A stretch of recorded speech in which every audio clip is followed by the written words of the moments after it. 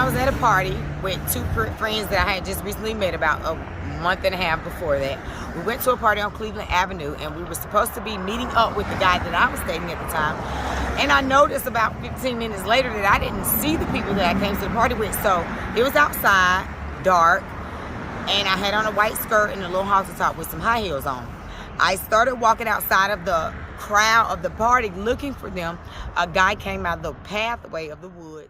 Yeah, real quick. So as far as your 16-year-old, right?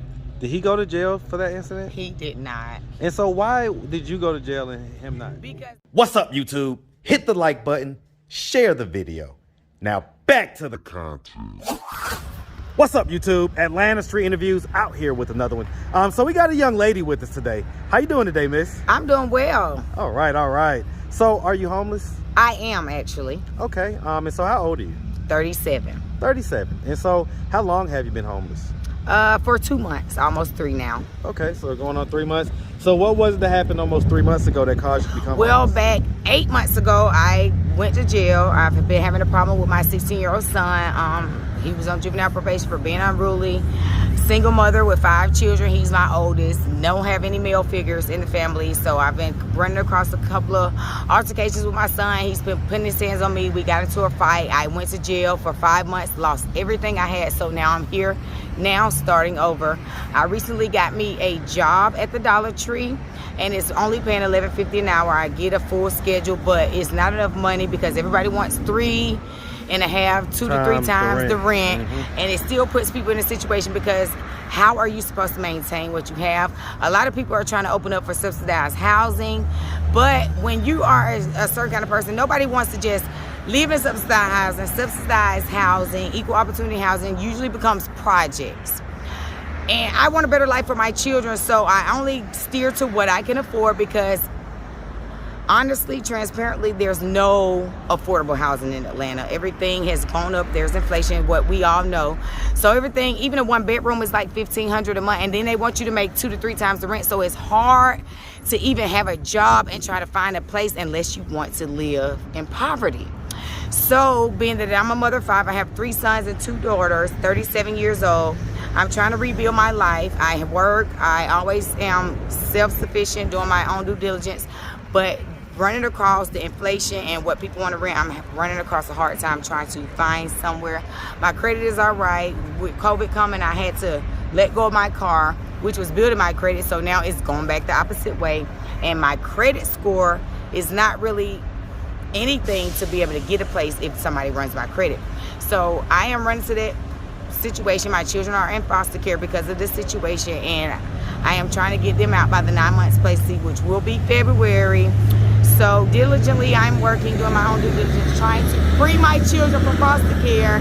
They've never been without me, and this is our first time being apart. It's been 8 months, and I'm just working, trying to see if I can get anybody to help if they are able, because we all are having a hard time out here, even if we are making enough money, because they're making it hard for my people especially. Okay, well, I tell you what, that's a lot, but yeah, I think you hit the nail on the head in a lot of ways and answered a lot of questions. All right, so so let's unpack this, right? Okay. So as far as it goes, so you have 5 kids. Same dad or different dads? I actually have 4 fathers to my children. I have 5 children, 4 different fathers. The last 2 have the same father. Only one of them is actively involved. The other 3 are just going about their business. And is the one that's actively involved the last one? No, that's my 15-year-old daughter, which is my second child's daughter, the only one involved. None of my sons have their father figure. So that's where I'm really gearing towards most of, because my other daughter, her father is involved, but he stays in and out of jail, and he still supports her even from jail. So I'm proud of that. I can't complain.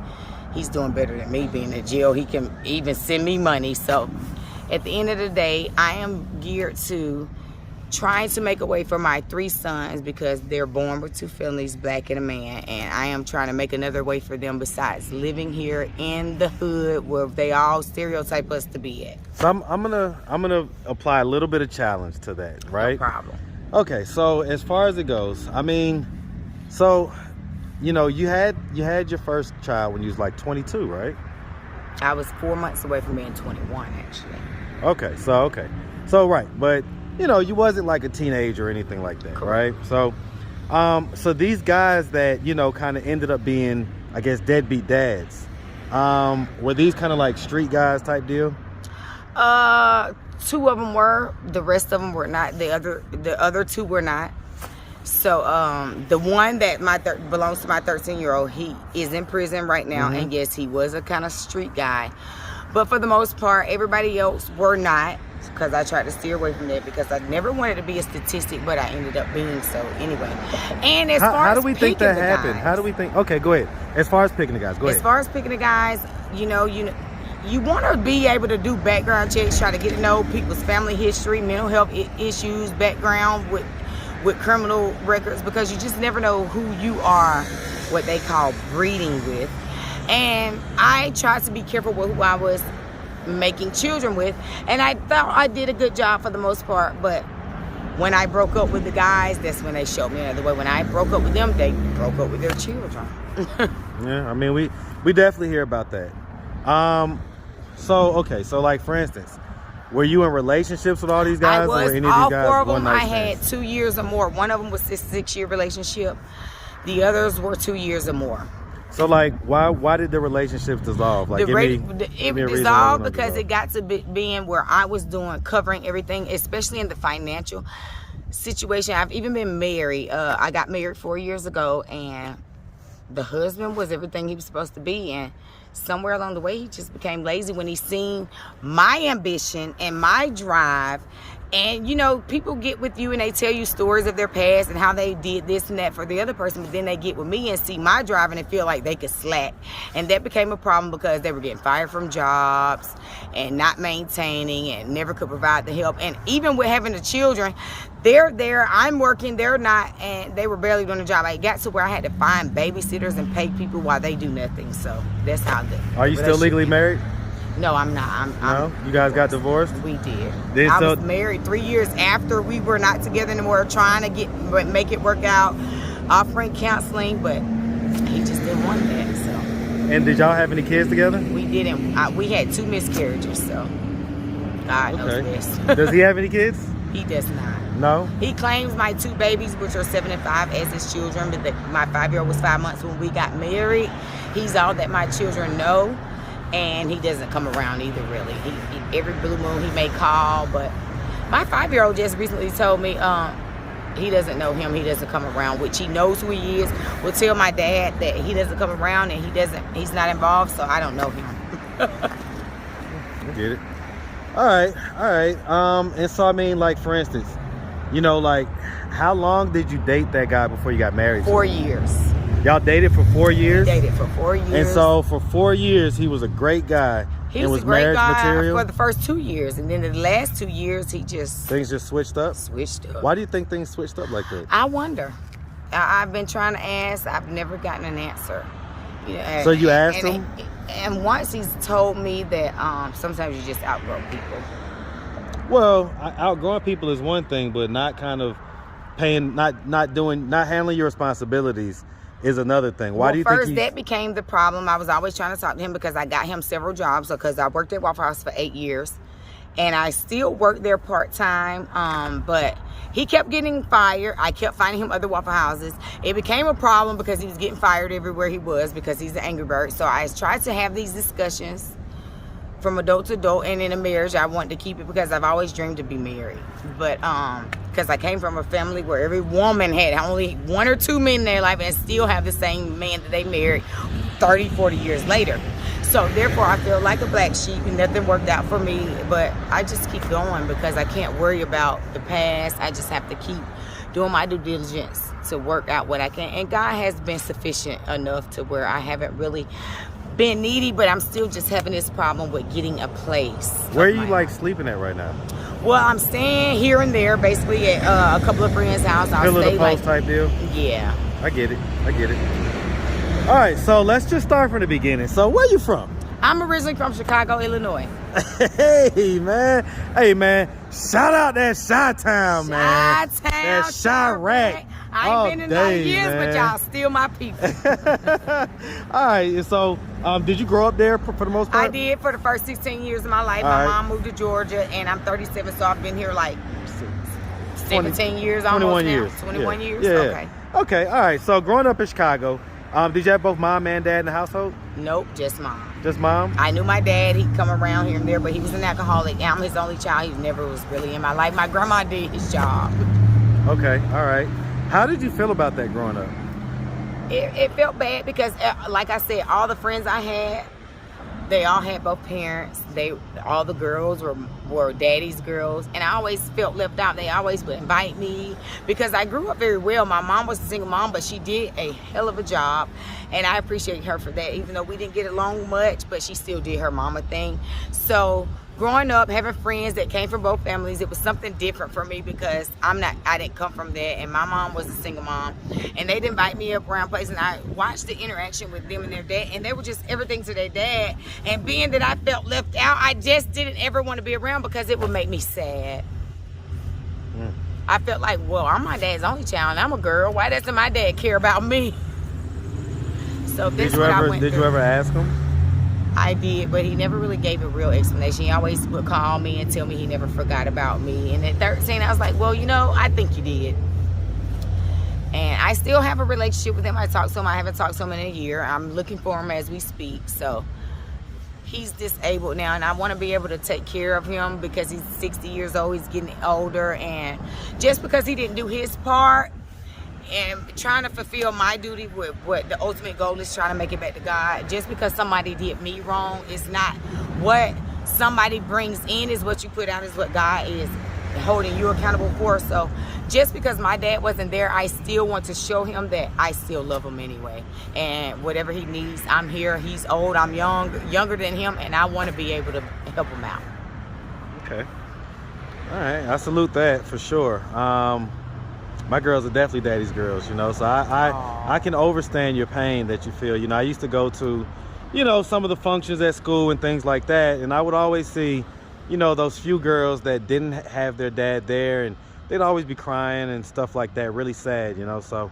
And then, every girl looks for a guy like her dad. And I always said I wouldn't because my dad was an alcoholic.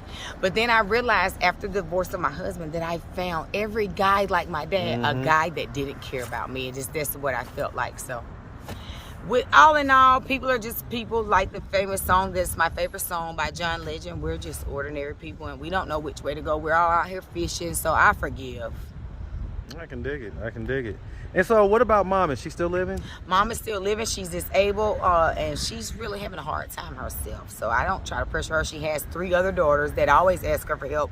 So they usually, she goes beyond what she should and ends up broke. And I'm the oldest of 4 girls. So I was like a second mom. At 10, my mom had my 4th, which was my 3rd sister, her 4th child, and at 10 I was in 5th grade. So I really helped raise. At 11 I learned how to braid. I get it. My mom quit doing hair. Like, I did everything for my sister. So I feel like she kind of robbed me of my childhood ever since I was 10 years old. So I never really had a childhood for 9 years. Did you ever tell her that you felt that way? I did, just Saturday. What was her response?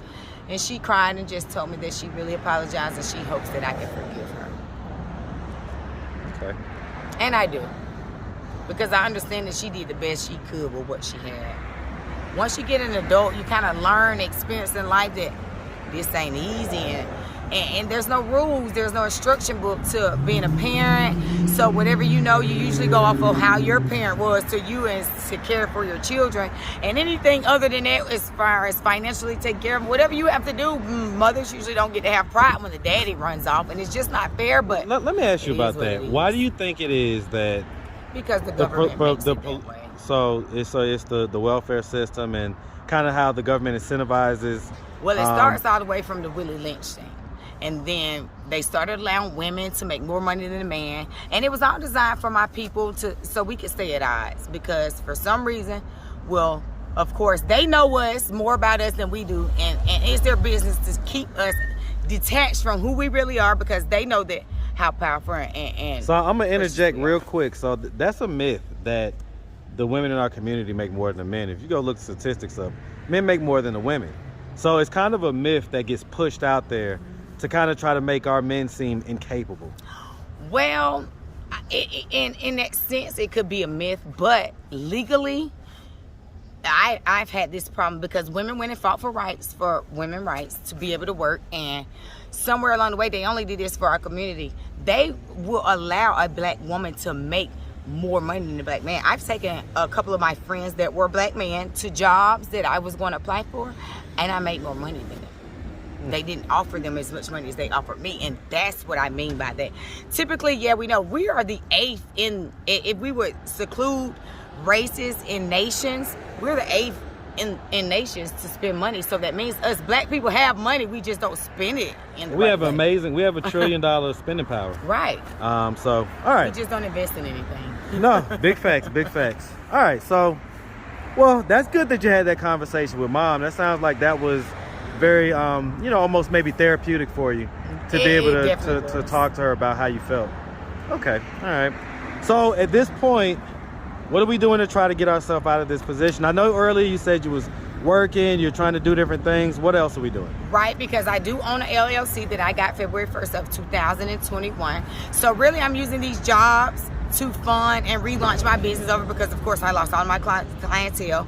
I have an LLC called Indelible-Trendz, which is I sell clothes, and I started off pop-up shopping and selling clothes for my job at Waffle House. But being that I went to jail, I lost all the clientele I had. So I am really trying to start to get into business of relaunching and just ultimately work my own business. And I am thinking of 5 streams of income. I already have a business plan. I'm trying to get into property management with Airbnbs, eventually on my own properties, and buying. I want to ultimately get into real estate investing. I've taken a couple of classes and workshops. And that's just my ultimate goal, to create generational wealth for my children, because I will be the first to do it in my family. Yeah, real quick. So as far as your 16-year-old, right? Did he go to jail for that incident? He did not. And so why did you go to jail and him not? Because, first of all, I just feel like it depending on the officer, because